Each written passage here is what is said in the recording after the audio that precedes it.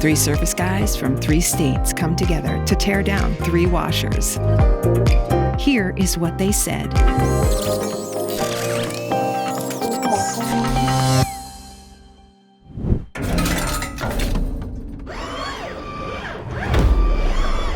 All right, guys, we've taken a look at the drive assemblies. Why don't we take a look at the outer tubs? Sure, yeah, let me... Sure.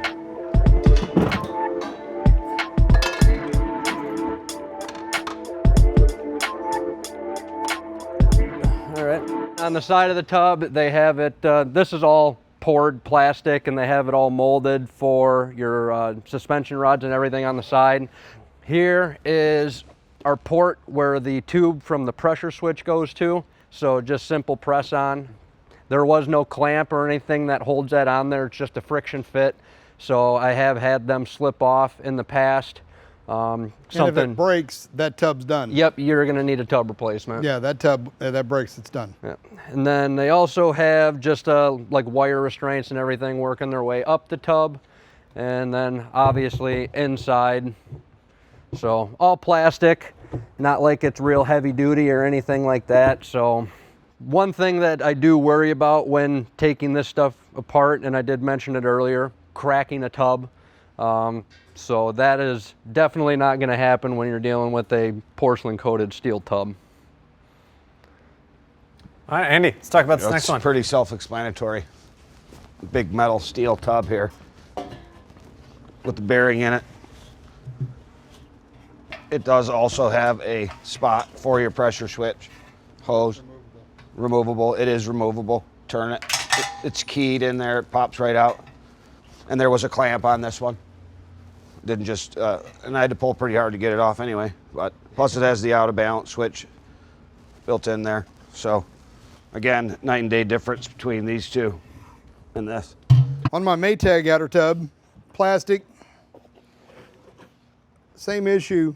The plastic dome for the water pressure hose is sitting right here. Should this break off, the entire tub has to be replaced.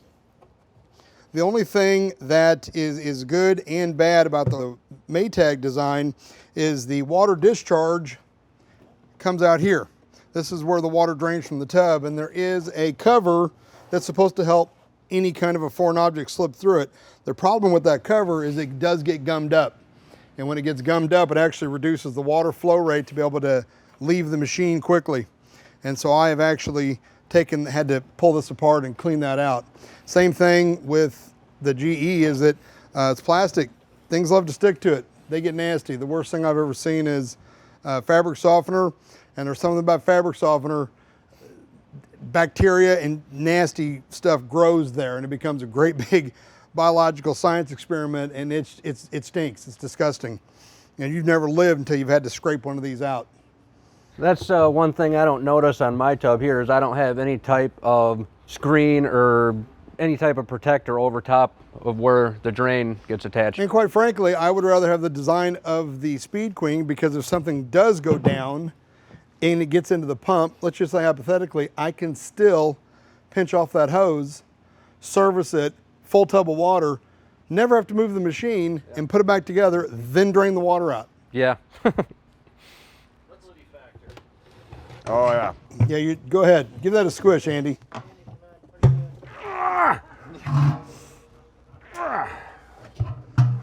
Yeah, not squishing this one.